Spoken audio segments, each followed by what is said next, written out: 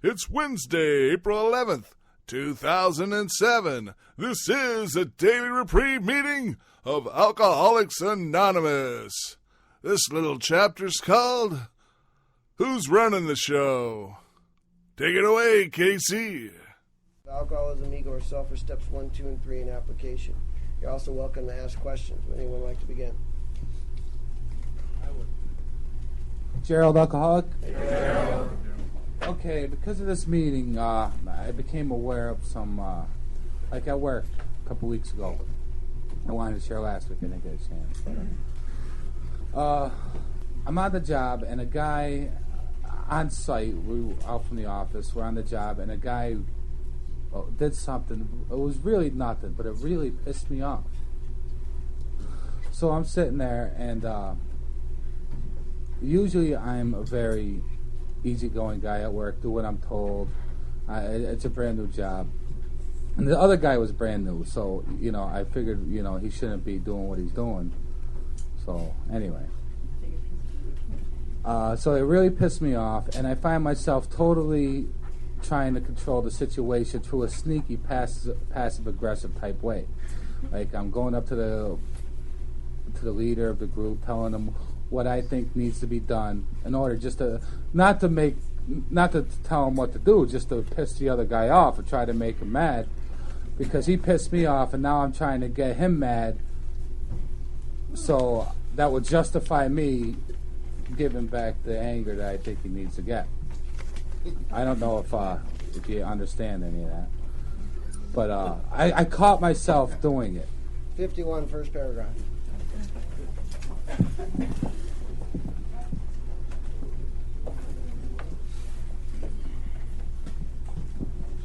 Also of importance for most alcoholics are the questions they must ask about their behavior respecting financial and emotional security.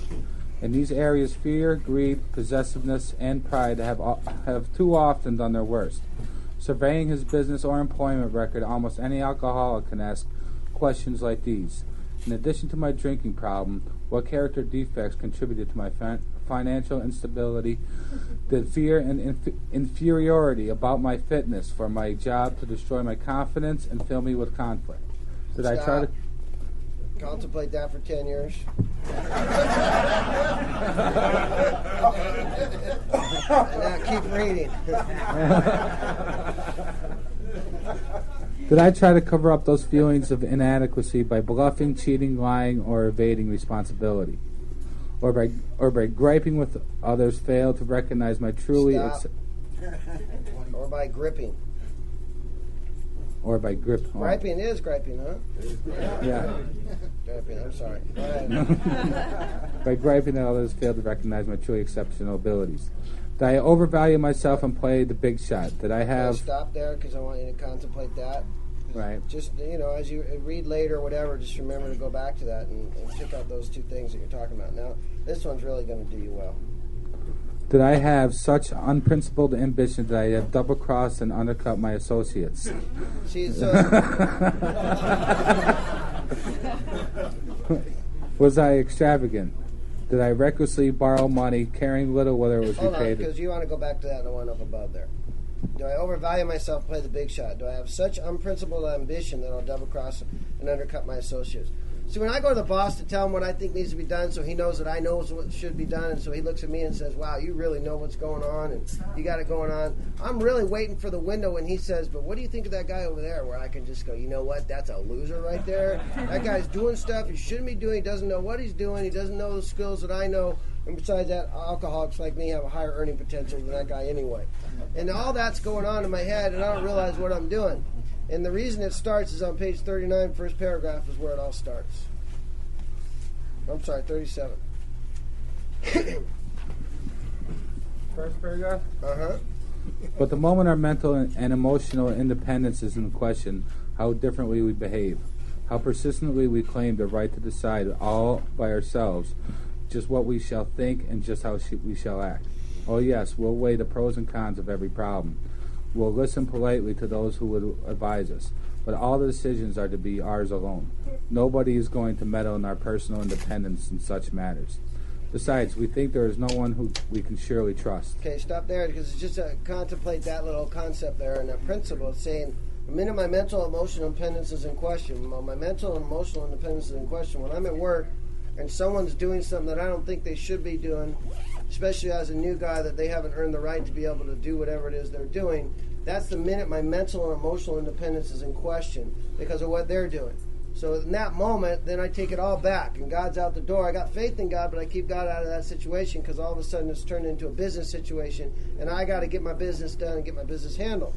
So as I start to weigh that out, this next line is the one that really sends me home of like, how could I ever even begin to think that I could do this? Go ahead and read the next sentence. We are certain that our intelligence, backed by willpower, can rightly control our inner lives and guarantee us success in the world we live in. So, it's telling me, I don't know, thoughts like that just never went through my consciousness, I'm certain that my willpower, backed by my intelligence, can rightly control my inner life. Yeah, that's just, that kind of resonates through me all day long, I'm certain that my intelligence, backed by my willpower, can rightly control my inner life. One, I don't even know what my inner life is, because that's why I'm here. If I knew what inner life was, I would have never ended up here. And two is that the inner life that we're talking about is the life that I brought here. But the minute my mental or emotional independence is in question, all of a sudden I'm the guy trying to run my inner life that I've ideally turned over to Alcoholics Anonymous because I can't stop drinking and doing drugs the way I did. So I take it back, and what I'm starting to realize is that some of the words and the way they talk to me and they read to me, they're reading and they're helping me to look inside, way beyond what I think on a conscious level. So it isn't that I'm going to have that thought. What I do is I own that thought by a description of the other thought. That basically, the minute my mental or emotional independence is in question, how quickly I think my intelligence and my willpower can rightly control my inner life. It isn't a decision I make, it's an action I take. And that's why people go, I don't know why I did that.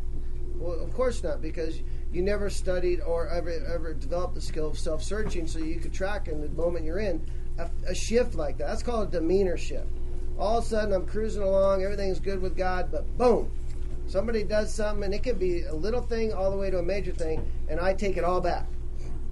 And now I'm fighting again, and the part that they say that my life is unmanageable just went out the door because now I'm going to manage this situation. And all I really am is a dry drunk in that moment. And a dry drunk is one of the scariest people you'll ever meet, because they're unpredictable.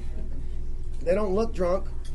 They act like a whack, And so part of you is like, well, they're not drunk, so they're either mentally ill or they're just having a bad moment right now and it'll pass. And for people like you and me, they don't pass. That bad moment will catalyst, it would describe, a behavior like that at work. And then all of a sudden, the horn toots and the catering truck pulls up, because I'm going to go over there and get a bite to eat. And that guy cuts in front of line with me. Now he's really in trouble. He has no idea, none of this is going on in my head. But I already got an enemy, and I just started working there because it's a new job. And first thing I got to do is eliminate all the weeds and take away, clean up the whole mess for the job that's been running for probably 20 years, the corporation. But it needs cleanup by me because I'm going to straighten everything out because alcoholics like me have a high earning potential. So as I move through that moment and I stand that line, that guy he grabs the last turkey sandwich. Well, I don't eat red meat, so I want my turkey.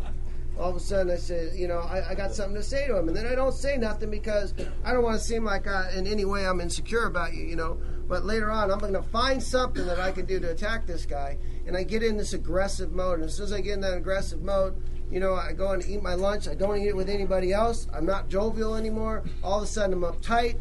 I'm impatient. I'm standing there. I'm waiting. And then, God forbid, if I forgot my wallet and I don't have cash or something like that, or the prices on the truck are too high, because all of a sudden everything's elevated now. It's like, well, how can you charge that much? Aren't you guys supposed to be bringing food here? This is a service kind of thing. And then all of a sudden I'm eating my food, but I don't want to eat because they charge too much for the food. Now I'm sitting there on the job, and as I start to go to the job, I start building all this, and then not only does that guy bother me, other people start bothering me. Everybody's starting to bother me. The boss is starting to bother me all of a sudden. The novelty of the job is over with. I leave the job and I get in my car.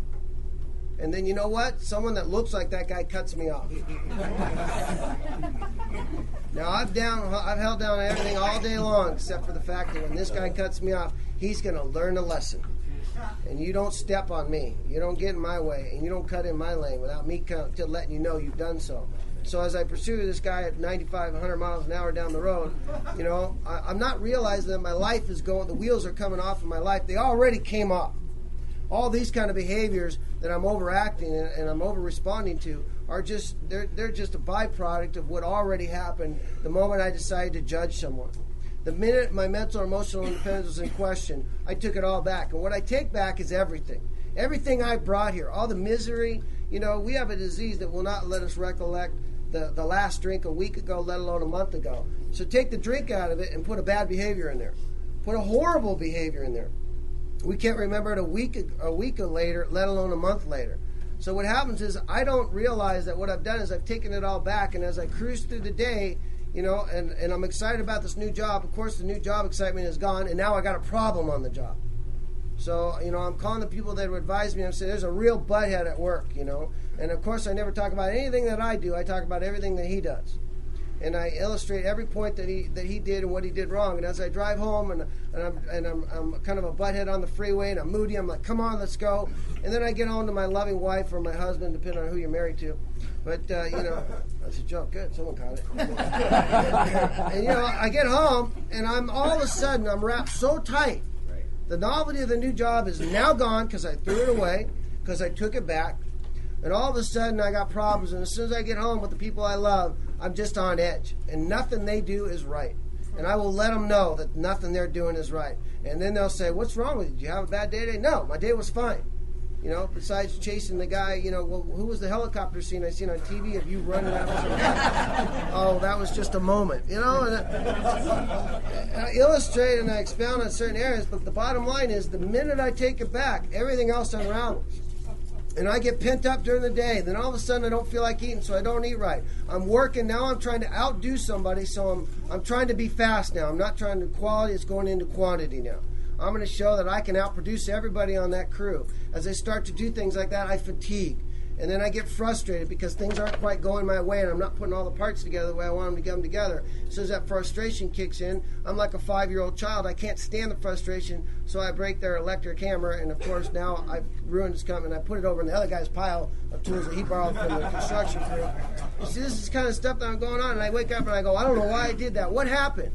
And what I think happened is that job's just not for me. It's just not the right people. And the reality of it is nothing happened but me. But I'm the last person to see that I what happened.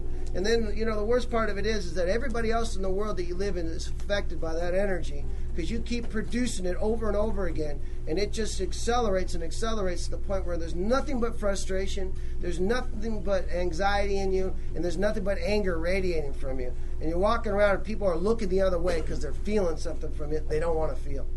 And as I turn this on and I get in this mode, I don't realize I've just thrown my whole life away. And what I am is a dry drunk, and I don't even got alcohol or drugs to kill the acute pain that I'm now in. And now this is reminding me of the job that I had a year ago. And yep, I remember that job. They screwed me over there too. You know what? 2 years before that, I got screwed there too. You know what? 5 years ago, I go through that. Remember that business deal? And then I go home, and you know what I need? I need support on my negativity. So I start telling people, 5 years ago, I got so screwed. You want to hear what they did to me? And I get in this negative frame of mind, and I don't understand what's happened. And the reality of what's happened is that I am a hypersensitive human being, and that I'm so sensitive that I'll react to anything, and that I can't afford to do that. It falls in line with kind of the things that when I start to act that way and start to go the wrong way, I start to become a person that gets in this mode. 45, last paragraph. I'm not looking at me, I'm looking at you now. We also clutch to another wonderful excuse for avoiding an inventory. Now, inventory in this respect means looking inside. What am I disturbed about? What's really disturbed me? I'm not going to do that. The reason I'm not going to do that, and the way I'm not going to do that, is I'm going to look at you. I'm going to look at you so hard that it'll take me out of the quotient. So go ahead and keep reading. Our present anxieties and troubles, we cry, are caused by behavior of other people. People who really need a moral inventory. We firmly believe if that they treat us better, we'd be all right. Therefore, we think our indignation is justified and reasonable, that our resentments are the right kind. We aren't the guilty ones, they are. So, and then you go down to 46, last paragraph, and you enter into there. First off, they could be told that a majority of AA members have suffered severely from self-justification during their drinking days. For most of us, self-justification was the maker of excuses, of course, for drinking and for all kinds of crazy and damaging conduct. We had made the invention of alibis a fine art. We had to drink because times were hard or times were good. We had to drink because at home or we were smothered with love or none at all. We had to drink because at work we were great successes or dismal failures. We had to drink because of our nation had won a war or lost a peace. And so it went ad infinitum. Infinitum. 81 Infinitum. first paragraph. 81. So now it's telling me that self-justification is something that I can't ever afford to go into because it justifies crazy, damaging conduct that I won't ever look at because I'm justified in what I'm doing. I'm too busy looking at why I did it, not what I did. And why I did it really, if I really want to look at it, has nothing to do with you. It has to do with that I'm an erratic person that got triggered the wrong way because my mind told me something about what you were doing. I never asked you if that's what you were doing. My mind just told me that's what you were doing. And then my mind says, now you need to act this way based on the fact that you know that that's what they're really doing. So I'm in a dialogue in my head, and I'm justifying what I'm doing because I confirmed in my own head that that's in fact what you're doing. And this doesn't go through my consciousness. It just is a judgment about you. It's a feeling that I don't like you. And I mean I don't like you. And all the anger I've ever felt in life is now focused right at you. And I want you to die right before my eyes, and I might get a smile out of it. And that's how dark I can get so quick. You know, I can get that dark that quick where I can look at someone and just see, if you died right now, I'd probably smile. You know, and that's like, and I think of that strength, and that goes back to this devastating weakness and all its consequences. Something's taken my soul. I don't know if it's true or not. My mind's just indicating the possibility of it. Then once it's got my soul, I have to go ahead and utilize the facilities I have to confirm that it is in fact true. So now I prosecute, I judge, I juror, and I sentence you. And then once I sentence you, that's it. Once I'm there, I'll never look at me because you needed to be punished. And this is what that kind of indicates. Such gross misbehavior is not by any means a full catalog of harms we do. Let us think of some of the subtler ones we can sometimes be quite as damaging. Suppose that in our families we happen to be miserly, irresponsible, callous, and cold. Suppose that we are irritable, critical, impatient, and humorless. Suppose that we lavish attention upon one member of the family and neglect the others. What happens when we try to dominate the whole family, either by rule of the iron or by a constant outpouring of minute directions for just how their lives should be lived from hour to hour? Now check it out. I'm on a new gig. I know this guy's on a new gig, but I'm giving my new direction in my mind of exactly how he should be living hour to hour. I can't manage my life, but I can manage yours. Watch me. I do it all the time. See, I already did it. So, you know, in terms of that, I'm looking at it going, wait a minute. How can I afford to put my new direction into your life who I don't even know you? You got to look at, you know, the truth will set me free. It's like, do I really want to give this person that kind of energy? Do I really want them to consume everything about me and who I am and throw me off kilter? I don't ask these questions. I don't consider these things, but they're there to be considered. How far do you want to go with it? The minute you got one wrong thought about someone, take it all the way to the end. Take it all the way to the point where you will no longer ever interact, look at them, or ever talk to them again. This could, of course, be your significant relationship that you're looking at. And you know, where are you going to go with it? Because we dwindle around in criticism and finding fault with people, never really estimating or ever forecasting, where is this going to take me? How far will I go with this? Check your track record. Every relationship you've ever lost, I guarantee it started out with a questioning of them. You started questioning what they were doing and how they were doing it. And that you question anything long enough, and it'll disappear. And with the questions comes answers from me. That means I become critical, impatient, and irritable. All of a sudden, just like that. And you haven't said a word. I haven't even said a word to you. All this I've just consumed in my own head. Go ahead and keep reading.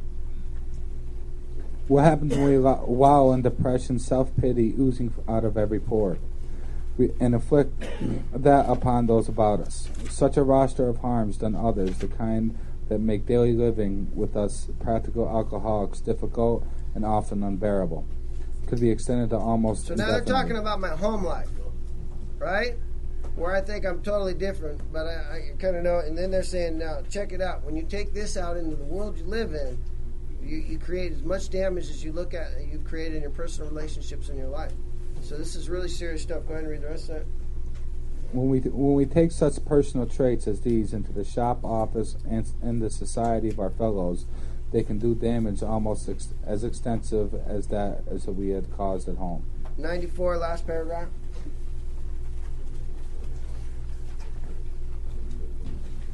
Actually, read the second to last. Start there. But in other instances, only the closest scrutiny will reveal that our true motives were that our cases where our ancient enemy rationalization has stepped in and has justified conduct which was really wrong. The temptation here is to imagine that we had good motives and reasons when we didn't. So the temptation goes like this. The good motive, I'm hiding a bad motive with a good motive. The good motive is I go to the boss and tell him, you know what, we're going to do it this way, and this way. And he looks at me and says, you know what, that sounds just to the book, man, exactly the way I want it done. So really what I'm doing is I'm trying to present a good motive when I'm really hiding a bad motive. And if there's an opportunity to take this guy out, I'm going to take him out. And so what I'm trying to do is make myself feel superior because I feel inferior because I'm finding fault with this person in my mind. This is a crazy trap. And by the time I engage with my employer to try and tell him what I'm going to do, it's already past the point of my ability. I now lack the power to return to sanity and soundness of mind. And let be and let go and let God. It's now been removed. And now it's give me, I'll take care of it, God. You just step out of the way, and I'm taking over. Which isn't a conscious thought. It's just a behavior. So, then I go into this mode. Go ahead and read that. We constructively criticize someone who needed it. When our real motive was to win a useless argument. Sometimes I have these arguments and nobody's talking. I'm arguing with you and you haven't said a word. I don't even know you, and I'm already arguing with you. And then all of a sudden I get into this mode. Go ahead and keep reading. Or the person concerned not being present, we thought we were helping others to understand him, when in actuality, our true motive was to feel superior by pulling him down. There you go, and that's what I'm looking at. And the truth will set me free. By pulling you down, am I really going to feel superior? Has it ever worked?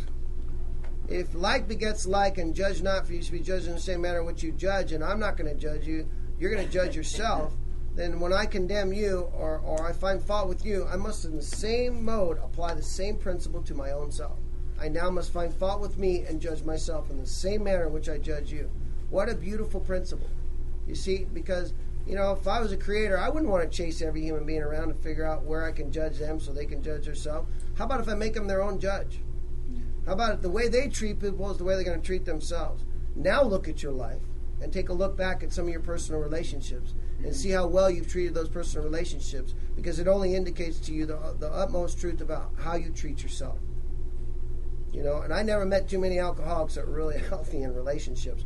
It's a learning curve. It's something we're going to learn in this program, Recovery, and it's in the 12 steps to be done. We're going to learn how to form true partnerships. But I must first recognize where all my failings are and how I don't form a true partnership. And these are some ominous indicators of why I can't form a true partnership with another human being.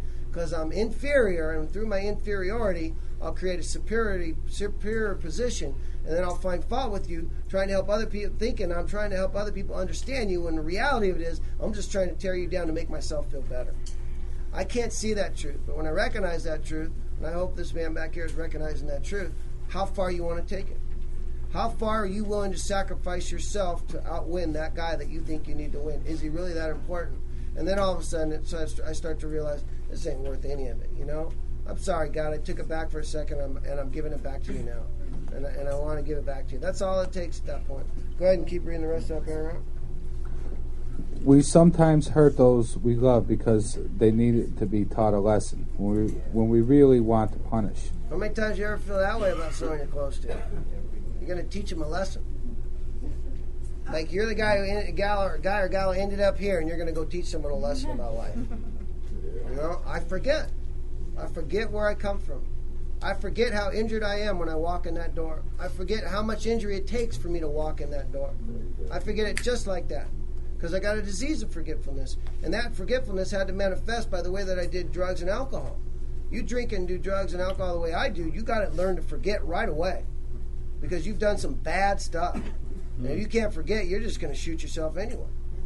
So you learn to forget. And now the disease is synergetically working together to say, you don't just forget the bad things you do, you're going to forget even the good things in your life. I can get you to the point where this disease will get me to such a point where I can have the whole world in front of me. One thing sends me off record. Like maybe a guy cutting me off. And maybe I will drive 95 miles an hour trying to chase him down and show him that he shouldn't cut me off. Not realizing that a flat tire at that speed is going to kill me. But it's there to be done, and my whole life can end. So, I'll forget everybody I love. How many times have you ended a relationship or ended a situation or job or really have a situation and look back and wonder why you did it? What is it that convinced you that it was so bad? And maybe there were some things, and really what it is all of a sudden you wake up and realize there's things that you need to work on. And that maybe they did have some failings, but what about yours? Did you ever consider any of yours? And if you didn't, of course, what's going to come on line with that is guilt and remorse. And alcoholics and drug addicts are the guiltiest, most remorseful people, which if you be an alcoholic and drug addict, I'm talking directly to you, we are the guiltiest and most remorseful people in town. We are so filled with self-doubt that we can hang out on a fence for our entire life and never make a decision. Making a decision can be the scariest thing in the world to an alcoholic or a drug addict. And the reason it is because of the self-doubt. The reason there's so much self-doubt is because of the condemnation that I apply to other people. And as I apply that condemnation to other people, it makes me doubt myself now. Esteemable people don't tear up people like that. Esteemable people don't in a minute lose their mental or emotional independence when it's in question, all of a sudden take it all back. Esteemable people know how to hold on and wait things out to see how they're going to unfold and don't react to every situation. But I'm a reactor, and I can't stand frustration in any degree whatsoever. I'll break whatever it is I'm frustrated at. And if it's a human being, so be it. And what I mean by that is I'll destroy them if they frustrate. And the way I destroy them is I won't say a word. I'll destroy them in my heart. To where I become so cold and so callous that, of course, there's nowhere for it to go but to the end. And as I get to the end, I end up again to that same spot, once they've left, of course, that I look at and I go, maybe I didn't handle that the best way I should have. And that one thought sends me right back into, it doesn't matter what you did anymore, now it's about me. And I can't fix what I did to you. So since I don't want to look at me anymore, then I enter into this paragraph once I enter that kind of frame of mind. 49, last paragraph.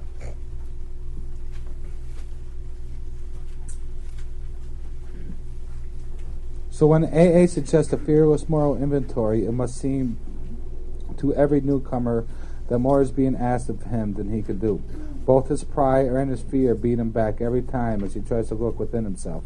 Pride says you need not pass this way, and fear Stop says... there, because pride says, let's look at the first part. Pride says I need not pass this way. It's you, it's your fault. The reason I'm not happy is because something's wrong with you.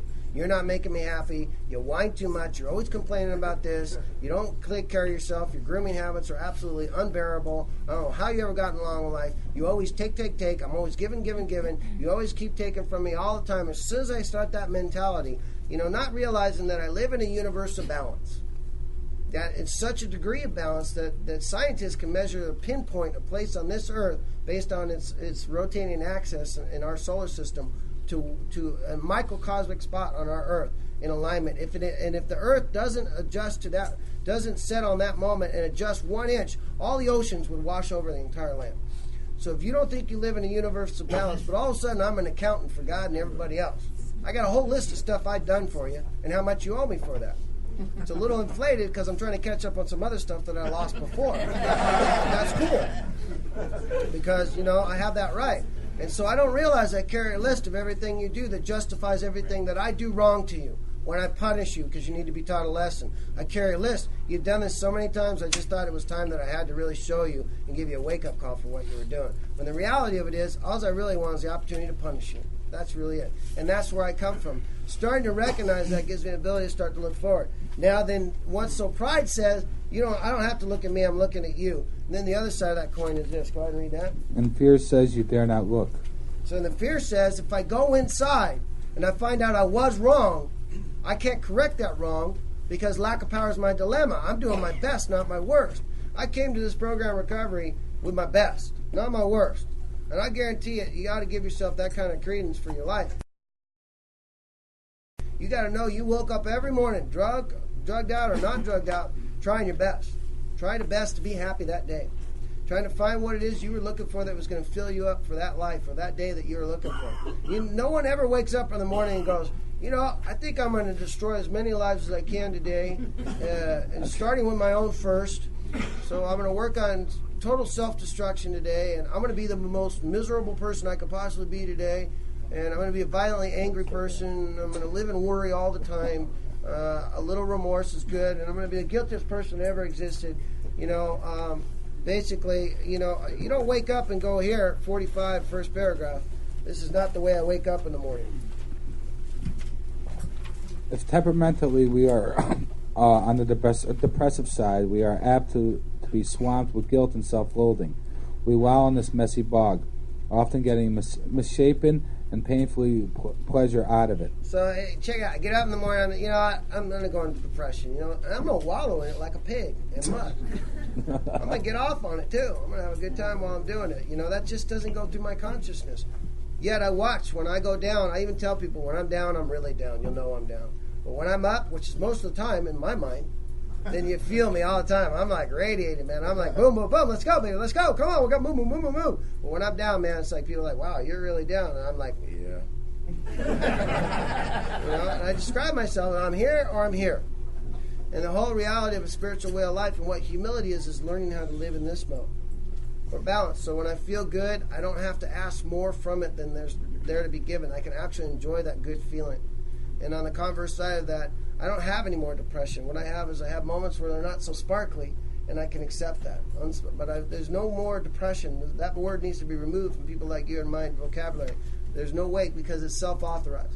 This is telling me is the only one that can authorize this kind of behavior is self. I never said to myself, be depressed and wallow in it and get a painful pleasure out of it. Yet I've done it 100 million times. But so it's telling me this is how self operates. And self will never reveal self to self. I'm the last one to see me. I can see you as clear as a bell, but I cannot see me. That's why I need all of you, whoever you are. And if you be an alcoholic or drug, you need everybody in this room and everybody in this society that you flower in. Because without them, we couldn't go forward. So, in terms of that paragraph, we'll go back to the one on 49, last paragraph. And, one of the things that I'm looking at is that I'm trying to recognize that, and the part about doing my best is that I'm correlating is the best that I can do is this. Are you hearing what your best is? Because this description is every alcoholic. There's only one set of steps to treat this alcoholism and drug addiction. There's only one steps. Race, creed, or color doesn't matter. It doesn't get you. There's only one set of steps for every alcoholic and every drug addict. For this serious disease that kills people all the time, there's only one solution. So within that, it helps me to recognize what I'm trying to get to is that you came here with your best. Why do you keep taking it back when the best you can produce is walk through that door and say, can you help? That's your best, not your worst. But I keep going back to that guy that walked through that door thinking I'm going to get something different. What does that sound like? Doing the same thing over and over again. And so I do it, and it's like, people say that to me, but I'm starting to recognize there's a subconscious element going on that I'm not aware of. I do this and I'm not knowing I'm doing it. And now I get to the idea of what I'm really up against. I'm up against something that can take my soul without my consent. To take my mind and put it in the gutter and I didn't even authorize it. To take me back all into yesterdays that I never wanted to go into because I want this action I need to take now because my mental or emotional independence is in question. That's what I'm up against. I'm up a disease, and it never says, hey, I'm here, I'm going to take it all back. Misery's going to follow for a little while. Don't worry, I'll let you out and maybe for 5 minutes a day, on good behavior. It doesn't happen that way. I just end up there. And so I realized that I'm up against a disease that does not announce itself as it enters into my consciousness. It just takes over. And then page 23 of the big book says it'd be pointless and academic to talk about alcohol if we never took the drink in the first place, thereby setting the terrible cycle in motion. Therefore, the main problem of the alcoholic centers in his mind rather than his body. I got a disease that takes my mind from me and I don't authorize it. And once it's got my mind, I can't see it. And now I'm starting to get an idea of what I'm up. And then I'm callous, cold, irritable, impatient. I get disturbed at everything. Everything bothers me. All of a sudden, I'm in financial insecurity. I'll undercut my associates, and I won't even see myself doing it. I'll feel like I'm wrong, but I can't stop myself because lack of power is my dilemma. But the testimony of AAs who have really tried a moral inventory, and that is pride and fear of this sort, turn out to be the boogeymen, nothing else. Once we have stop there, because the guy that at work is just a boogeyman. You know, you're not afraid of sharks because you never go swimming in the damn ocean, but you got this terrible fear of sharks. So you think you're afraid of sharks. It doesn't have anything to do with sharks. It's just fear. And the way you found a venue to manifest itself is in the ocean, or in the dark, or in a car, or on a plane, wherever it is you choose. Your fear is going to manifest itself. Has nothing to do with the entity in which you're talking about. It has only to do with you being consumed with fear and having to have a venue that it can channel itself, that you will never cross over. How many of the people in this room have a place that they won't go to, or a thing that they won't do because of that kind of fear? And it isn't the place and it isn't the thing. It's just fear itself. And so that's what it means. It's a boogeyman. That's all it is. Reason it's there is because we people like us, we live in yesterday. I live in memory to such a degree that my fears aren't from what's happening. My fears are from what's been. You know, in terms of that, that means it's a boogeyman. It's not real. What you're afraid of isn't really what's happening. What you're angry at with that guy at work, it isn't him. It's you wanting to feel superior. It's the idea that somebody's going to get away with something that you can't get away with, or that you're in this moment deciding on your good graces that you're not going to get away with, and you want a brownie point for being a decent person. You know, that's the real motive, and it's a boogeyman. Because somewhere, some along the line, some job, some way in your past seemed like that happened, and you got screwed again. And by golly, you're never going to let that happen ever again, are you? But by the fact that you're so urgent to not let it happen again, you just make it keep happening over and over and over again. Because whatever you focus on, you will produce. And if you're worried about that in any situation, you'll create it. If you're worried about someone cheating on you, just let it run in your mind. Eventually, they will cheat on you because you'll create it. And in either that or they'll leave you. They'll leave you because they'll be revolted by the domination, the constant need for reassurance. And that fear that someone's going to cheat on you has nothing to do with the person you're with, but the person that reminds you of somebody, or that moment that reminds you of somebody you were with 10 years ago, where the core twist took place and you never addressed it. You never cleaned house, trusting God, and made it change. You know, and it tells us in this program, burning the consciousness of everyone. They can get well regardless of anyone or anything, provided you clean house and you trust in God. How much longer are you going to live your life predicated on what's already happened?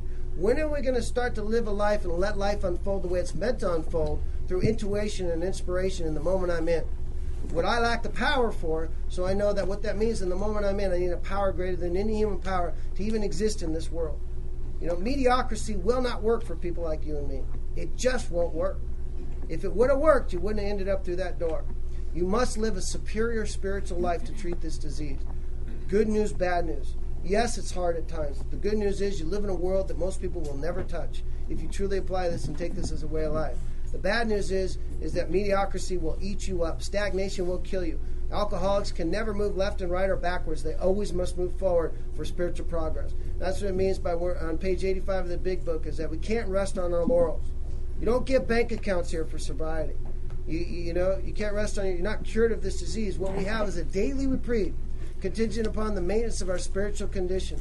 And the maintenance of our spiritual condition means that with a power greater than myself, that I vow to not go back and reference any moment other than the moment I'm in. And that's a perfect ideal. How well I do that is based on how much desire I have to try and exist in this world they talk about, that we read in the forward, that these principles will enable me to become happily and usefully whole. And what you heard at work is a great description of alcoholism in full bloom. And untreated, it'll run its course. And it'll give me a feeling of distaste and bad flavor in my mouth, and I won't want to go to that job anymore. And all it is my mind is coming after me in the moment I'm in, doing anything to tell me that I live in a world that I don't want to live in. And it's a lie. It's a boogeyman. And that's what's so important to recognize. You know, for a while, most of your feelings and most of your ideas, they're boogeymen. They're not real. You know, until you get the first 3 steps laid down. That's what it talks about on page 40, first paragraph. Then it is explained that the other steps of the AA program can be practiced with success only when step 3 is given a determined and persistent trial. This statement may surprise newcomers who have experienced nothing but a constant deflation and a growing conviction that the human will is no value whatsoever. go down to the very last, next paragraph now. Start reading. The human will is of no value whatsoever. Now read the next paragraph.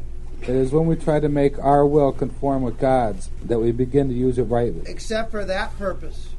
Our human will, its only purpose is to align it with God's will. That's the sole purpose of my will today, if I be an alcoholic or a drug addict. That is what I'm supposed to use my will for. Not the minute my mental or emotional independence is in question, where I'll take it all back and get into self-will and get back into the bondage of self. The sole purpose of my will is to ask and seek what God's will is in the moment I'm in.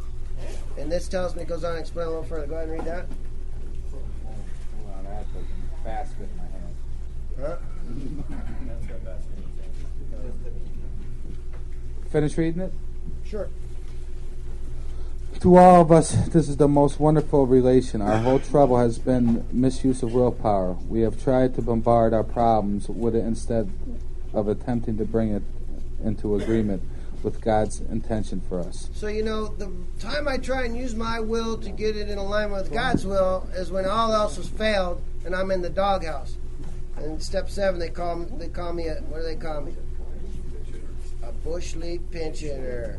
73, second paragraph. Sorry. It's actually 75. During this process of learning more about humility, the most profound result of all was the change in our attitude toward God. And this was true whether you had been believers or unbelievers. We began to get over the idea that the higher power was some sort of bush league pitch hitter, to be called upon only in emergency. Stop there. For me, that was one of the greatest thresholds I crossed in this program recovery, is to finally figure out what I'm supposed to do with my will. Because it's active all the time. And that's what I must realize. My will is always going somewhere. And that the program recovery is saying, hey, you need it, you're going to need it more than you've ever needed it. And for the sole purpose of finding out what God's intention is for you in that moment. So now I have some place to direct my will. I never had a place to put my will. And it's as simple as, God, thy will, not mine, be done. What would you have me do right now? How would you have me see this construction site situation? Because if I don't go there, then I'm left with everything else that follows. And that day starts to unravel, and as it unravels, it gets worse and worse. It snowballs into a kaleidoscope of events that really, in the moment I'm in, I could have stopped. The minute I had a negative thought, said, God, would you have me tear this guy apart and look at him like a piece of junk? And if you would, can you give me some arsenal of information to really decimate his character in my mind real quick, so that I can use that to go after him and really verbally let him know what a piece of junk he is? Even though I don't know the guy, I just met the guy and I'm observing only what my mind wants me to observe. See, I never got that back when I asked what God's will is. It's like, you know what, Casey? How can you afford to worry about that guy? And the best you could do is bring yourself through that door 16 years ago. So I started to realize that I can't afford to look at you. I need all the energy I have to just stay in me. To just search inside of me is like, why is that guy bothering me? What is he reminding me of that I'm not looking at? What is he saying to me that I'm not considering? Maybe the greatest lesson I learned here is that men like this remind me of the love that I didn't get from my dad. And boy, I'm at a place now that's really got some impact. And I don't know if that's necessarily it. I'm just saying it for instance, because that's how deep it goes. That's how deep our lives are. Every moment you have is going to dictate every other moment for the rest of your life. This moment right now that you're in is going to dictate every other moment for the rest of your life. So how significant is this moment? And when you talk about looking at somebody, that moment you're in is going to dictate every other moment for the rest of your life and the rest of your day. So how significant is it to look at when you're disturbed in any capacity whatsoever? Or you're looking at something and to know that it isn't about that guy. It has something to do, maybe my money's not right, maybe money's a little tight, and as you get in financial stress, all of a sudden I want to undercut people. That's what it's saying. When I get in financial stress, this is what I look like. So, there's something else going on for sure, and it has nothing to do with that person. And then I start to realize how to love my fellow man and realize it isn't them that has to change, it's me. And that parallels, in page, some page, 47, first paragraph, parallels, always, this is the criteria, I always live by it. If I'm disturbed or something doesn't look right outside of me. We thought conditions drove us to drink. And we tried to correct these conditions, and we found that we couldn't to our entire satisfaction. Our drinking went out of hand, and we became alcoholics. All right, that's a great idea. This last line is something I live by, and I urge all of you to think about it all the time, because it's the answer to every problem you'll ever have. It never occurred to us that we needed to change ourselves to meet conditions, whatever they were. All of a sudden, the Serenity Prayer starts to make a little bit more sense now. Grant me the serenity to accept the things I cannot change, the conditions that I'm in, and the courage to change the things I can, which is the way that I look at these conditions. And the most important part of all, the wisdom to know the difference of whether I'm looking at the conditions or I'm looking inside to see what I can change inside me to meet the conditions no matter what they are.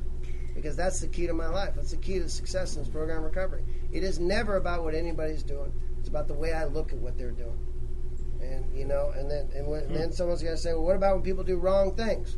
Well, we got an answer for that.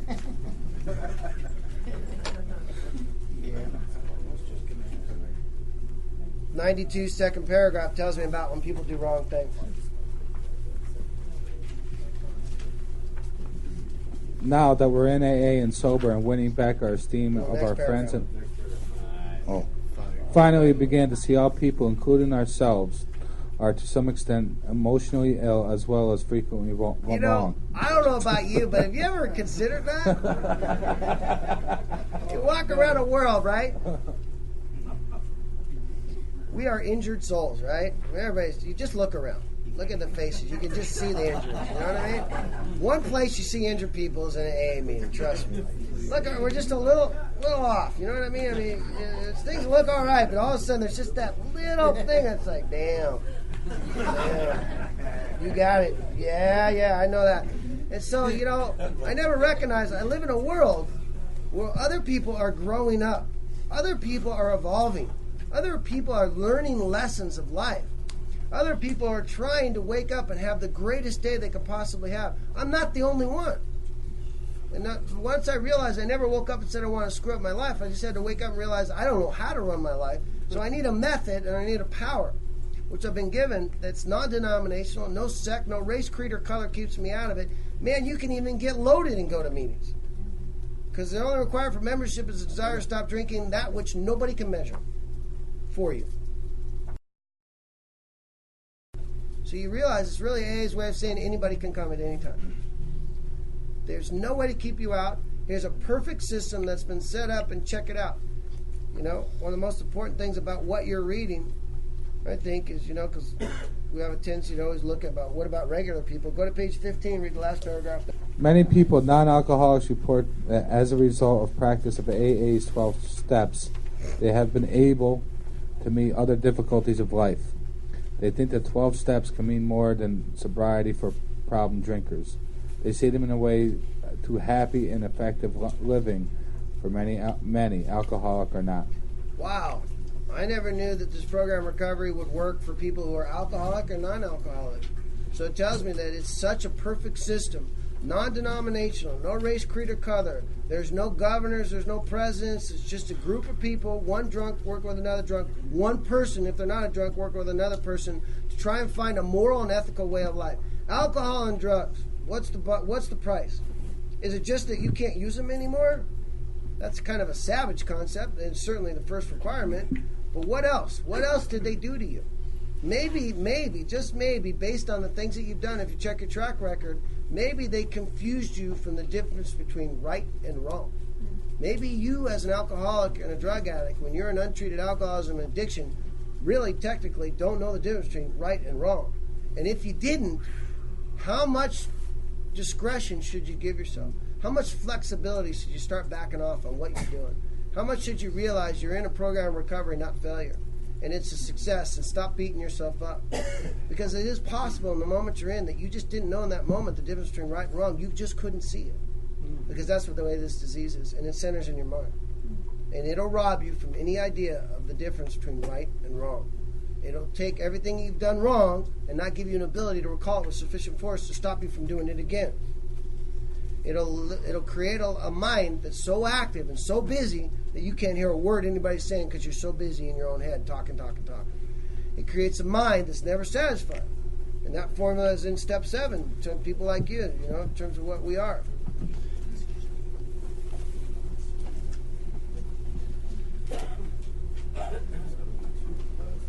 71, first paragraph. Certainly no alcoholic and surely no member of AA wants to deprecate material and achievement. Nor do we enter into a debate with the many who still so passionately This cling paragraph to is describing a mind now. They're talking about the mind of an alcoholic. They're saying, hey, we don't want to deprecate material achievement. We think that's great for a lot of people. Now we're going to read about us. Nor do we enter into debate with many who still so passionately cling to the belief that to satisfy our basic natural desires is the main object of life. But we are sure that no class of people in the world have ever made a worse mess of trying to live by this formula than alcoholics. That's where it's telling me I don't know the difference between right and wrong. That average people will, yes, they'll go for material possessions, or, it's not even about average people, but there's a point where they realize they cannot do that because it's wrong. People like you and me, if you look at your drinking and drugging behavior, there are many points where you should have said, I shouldn't do this because this is wrong, but you went through that threshold anyway. And as a price, you lost the ability to recognize, without a power greater than any human power, the difference between right and wrong.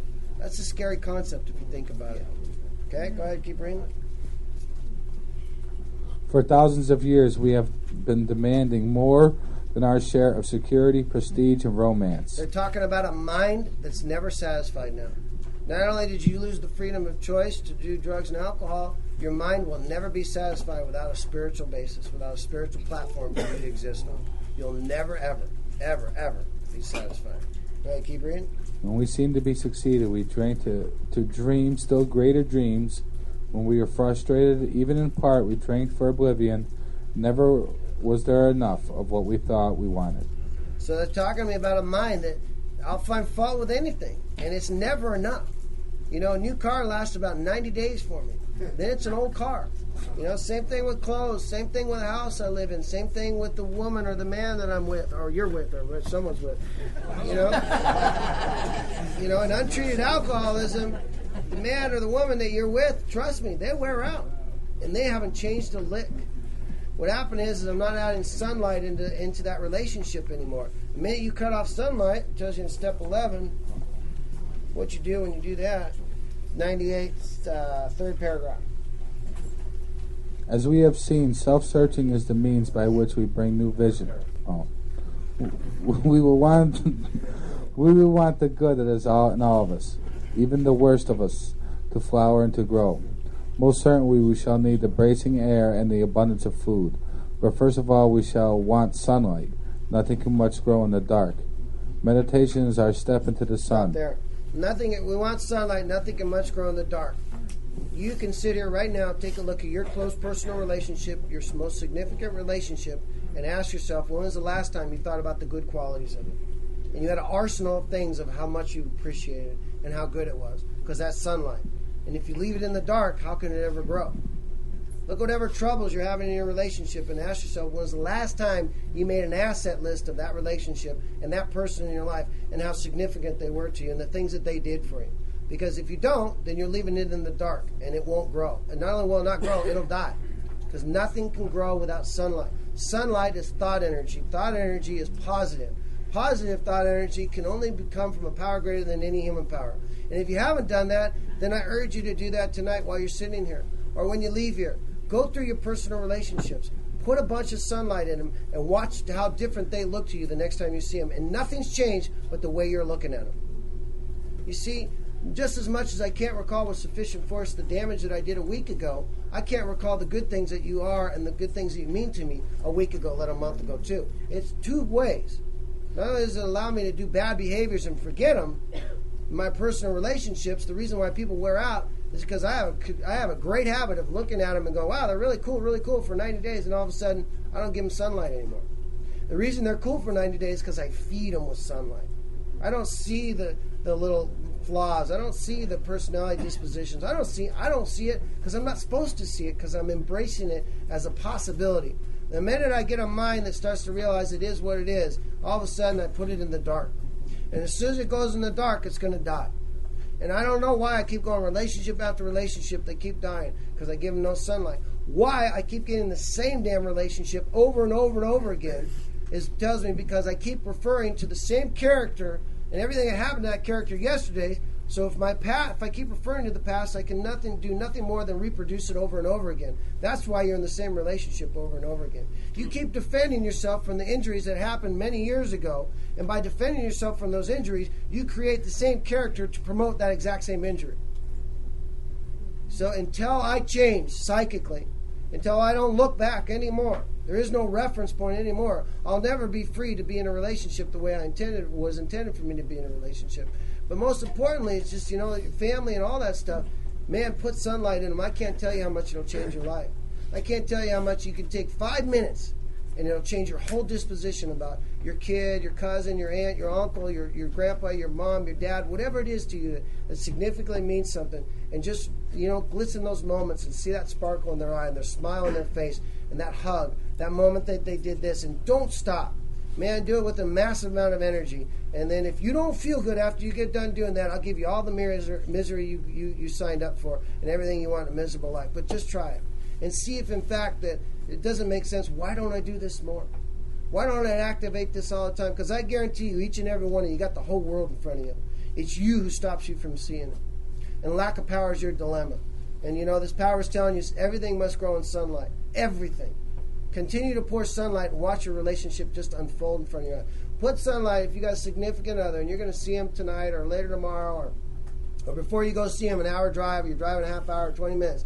Spend that time reflecting on all the good things you love about him. And when you get to him, you're going to embrace him in a way that you didn't think you could ever resurrect again. And that'll only indicate to you is you can keep embracing him more and more in a more positive way. That isn't the first time. Just do it more and more. Then when you do a half hour into it, you realize, what if I give it an hour? Because you're a good alcoholic. You think, hey, I got this out of a half hour. What would it do for an hour?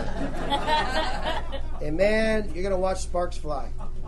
I know it's true, and I know it happens. You go do it with anybody. Anybody you're going to go see, even if it's a friend or a business associate or any degree, you look at all the assets, and when you get in there, they're going to feel that radiant energy coming from you. They're going to know you've been thinking about them that way, and they won't even know how to say it. They're just going to embrace you. They're going to embrace you with everything that you've done before that removed and only looking at the energy that's emanating from you now. The reason we go back is because there's not enough energy in the moment we're in. The reason there's not enough energy in the moment we're in is because we're not looking for it. We're not trying to channel ourselves towards that energy. So there's a lot here to look at. We're looking at the devastating part, but there's the assets too, and spiritual way of life. Through humility, it is an absolute necessity, and through part of improving your conscious contact, because what you like and the people that you love is God. They just reflect God more than other people that you love. And those significant relationships, you must recognize that. John and I were just talking about what you see in it isn't their physical form. Something inside them reflects God in a way that you like. That's why you hang out with them. If you don't add sunlight to that reflection, then that sunlight then it'll be in the dark and it'll go away. And to realize that it's not you I love, it's the God in you I love. It makes it safe. I realize it's okay to be loving towards you. Because it isn't about you. It's not about what you give back to me. It's like there's something inside you that reflects God in me. And I thank you for that. And I acknowledge that by telling you, you know what, I really enjoy my time with you. You're really special to be around, and I want to acknowledge that. And I don't want to say it after the fact. I want to say it while I'm in it. Man, there's nothing like recognizing the great feeling while you're having it as opposed to after the fact. Because it perpetuates more of it. There's a lot of things to consider. Somebody else?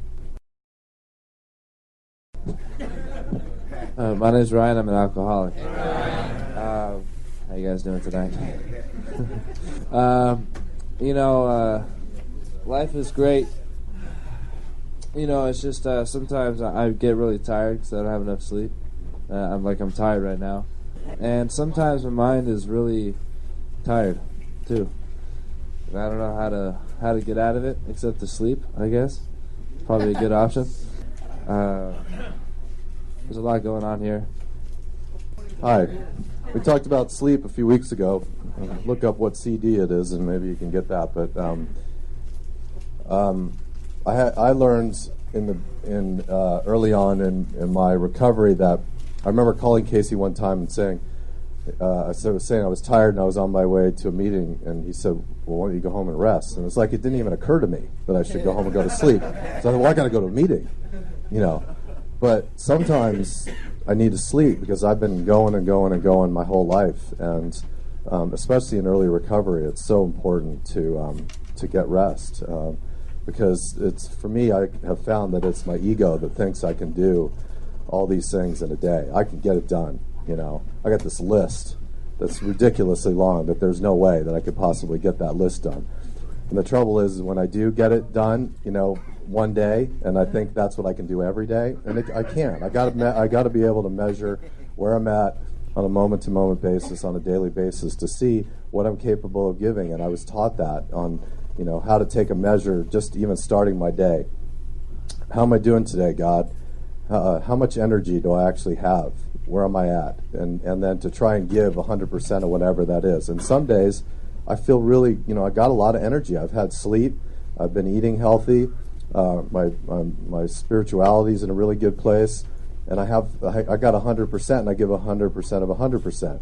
But some days I got like 20%, and I'm exhausted from work, and I don't have that much to give. But I learned to take that inner measure with God in the morning, and then to take that into my day, to know that I'm just going to move a little bit slower. I'm still going to give the best I can of what I got, but I'm not going to race around like I can do, And I also learned, Casey taught me too, it's like I'm always going to have a list of things to do. I'm always going to have it. So get it out of my head on a piece of paper and keep adding to it and crossing things off. But it's not like I'm going to reach some finish line and then be like, I'm all done. I got nothing to do. I'm just going to kick back now. So if I'm always going to have stuff to do, it means that I can try to learn to have some balance in my day and to have a balance between doing my work and dealing with all the things that I need to do, but also have rest. I got to have proper rest, because if in order for me to function and to be creative and to be and to even be not be the character that we've been talking about tonight, and to even have a connection with God, I got to have a balance between the rest and all my activities. So that's what I do in terms of rest. Anybody else? Anything you want to talk about? Mark, alcoholic. I'd just like to add to that no matter how much sleep I get, if I'm in the old character and not paying attention to what my contact with God has been, I will be exhausted regardless of how much sleep I have. Thank you, John. That helped me too. I need a lot of help, man. 93, last paragraph. When evening comes, perhaps just before going to sleep, many of us drop a balance sheet for the day. Okay. What does that mean? Balance sheet. This is a good place. Go to your checkbook. Checkbook. And worry about your finances. Do a balance sheet or a checkbook so you can worry about money. Okay. No, a balance sheet for the day is... Okay, dude. Yeah. Actually it'll describe what it is. Go ahead. Okay. Describe it for you. This is a good place to remember that inventory taking, it is not always done in red ink. That's the first thing to remember. So when I make a list, and even if it's a mental list, I'm going to make an asset list. What good things happened today? What good things have unfolded? Who did I think about today? What good thoughts were there? What good actions were there? Who was a part of my life today? What events took place where it was a neat coincidence, but it wasn't a coincidence. It was God working in my life. What things did I see today? There's always something there to be seen. So I make an asset list first, which allows me to come from the new character.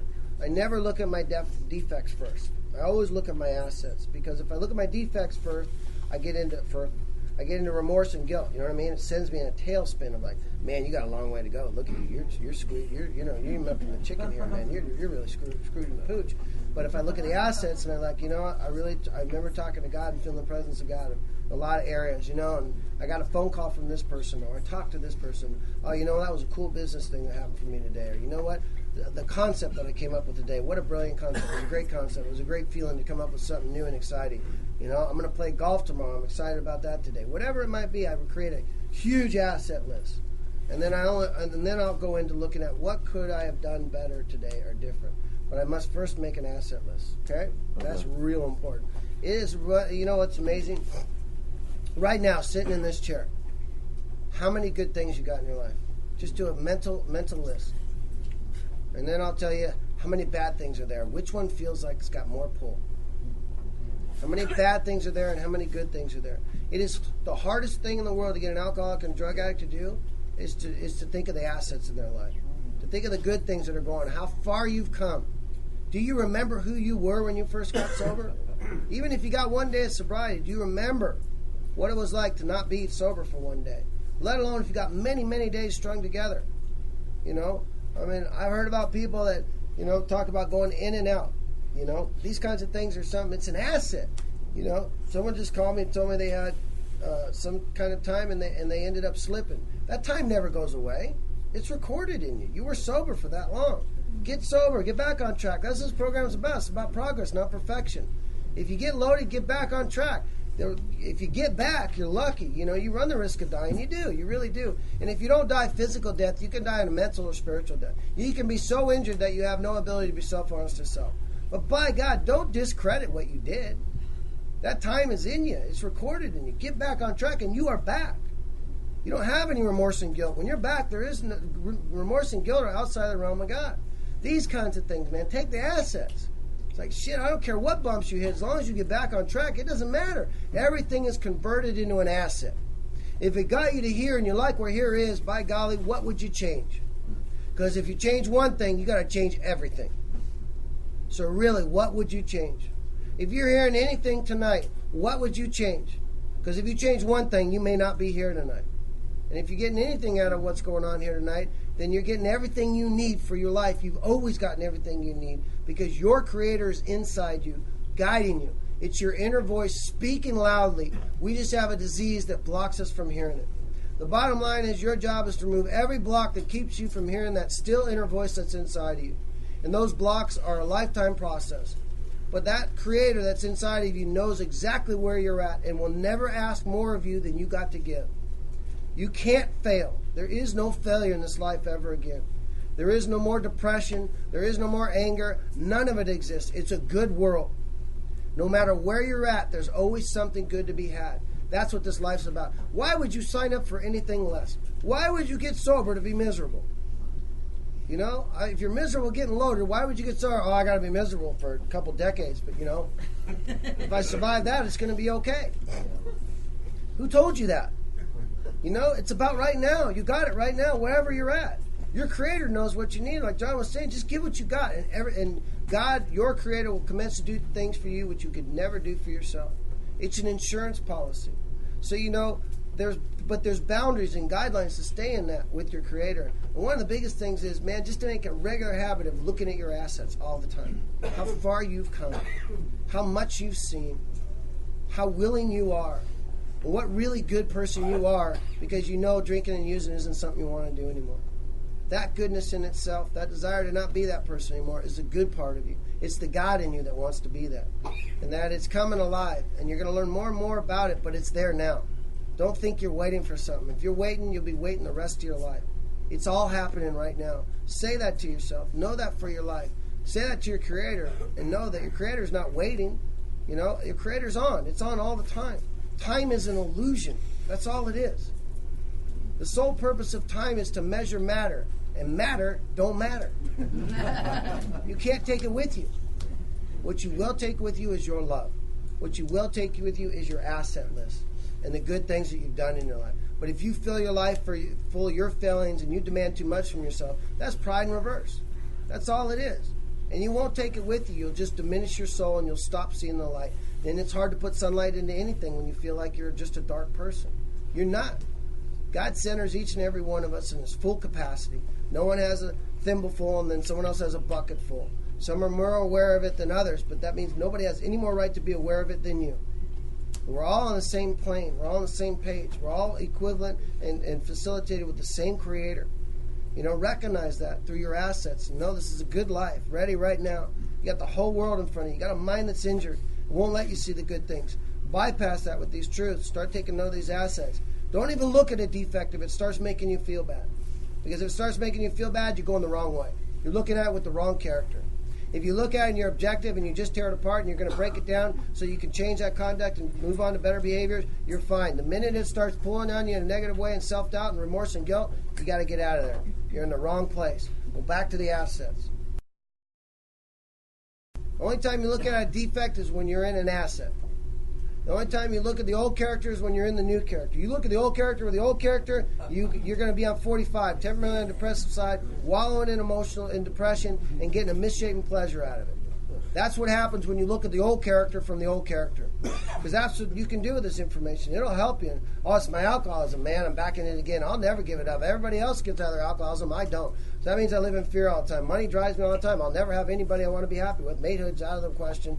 I'll never really have any friends either, you know. You start getting into that dismal world, that self-destructive world, and you're doing it with this information, it'll kill you. You can only look at the old character when you're in the new character. You're in the new character when you ask God to be with you, and that's the best you can get. God, can you be with me now? You must affirm in your own life, I'm back with God. And don't get caught up in anything that's going on. Once you ask, you're back. And once you're back, you live according to that petition and that performance. So when you go to bed at night, make an asset list. Look at defects. The minute they start taking you off kilter, put them away. Go back to your assets and sleep in good conscience. You know, the thing we're looking for, and tells us that, page 95, last paragraph, is saying the most important part. Would you like me to read it? Mm-hmm. Having so considered our day, not omitting to take due note of things well done, and having searched our hearts with neither fear nor favor, we can truly thank God for the blessings we have received and sleep in good conscience. And that's what tells me how to sleep. In order to sleep in good conscience, I must thank God for all the blessings that I have. In order for me to truly thank God for all the blessings I had, I don't generalize it. Well, thanks God for all the blessings. Really cool. I want to be specific. Those blessings are as good as you say they are. There's absolutely nothing wrong with crystallizing your blessings over and over and over again. The clearer you see them, the more are there. You know, and I urge you to always look at your blessings and sleep in good consciousness, because you're in this life. God knows exactly what you need. He'll give you everything you need. All your part is to try and access God to the best of your ability. You know, it comes down to a nutshell. Everybody's purpose is the same, and everybody's destiny is different. You know, I need to write this down, because this is definitely... So, you know, and what that means is that our purpose, I believe everybody's purpose is the same. And that is, for what it comes down to, what I've learned from these steps, is to manifest God to the best of my ability in the moment I'm in. That's me fulfilling the ultimate purpose. And if I'm in a relationship, manifesting God means being kind and soft and gentle. And being in a relationship means sunlight thoughts. You know, there's many dynamics to it, to manifesting God in the moment I'm in. But when it comes down to it, the soul moment I'm in is all it's about. And my purpose is your purpose, and we're all purposes the same, is to manifest our Creator to the best of our ability. And our Creator knows exactly how well we can. And everything else that we can't will be taken care of for us. And that as I do this and I string these moments together with true desire to manifest my Creator, which is now what's telling me what use of my will is for. My will is to find out what God's will is, to ask what God's will is with fervor. And that's what my will is for. My will is used to find what's your will, God. I use my will unharnessed with that. I don't bombard my problems with it anymore. I use it to bring it in God's intentions for me. God's intentions always feel good. So I always ask for what's the right way to look at this. And I know I found it because it feels good. And then, you know, as I string in much of these purposeful moments, no greater purpose could a human fulfill, if you think about it, than to do their best to manifest their Creator in the moment they're in. I just don't see any greater purpose of any human being. That could be through music, art, relationships, society, meetings, doing things. It's unlimited. And that as I fulfill that purpose, my destiny will find me. We all have a destiny. We're all looking for that destiny. And as you fulfill that purpose, you are in your destiny at that point too. So what you're looking for is going to come as a byproduct of fulfilling your purpose. And what you've been looking for all your life is going to come from a great effort to fulfill that purpose. And as you fulfill that purpose, you find that's what you've been looking for, is to feel purposeful. Okay, that's all the time we got for today.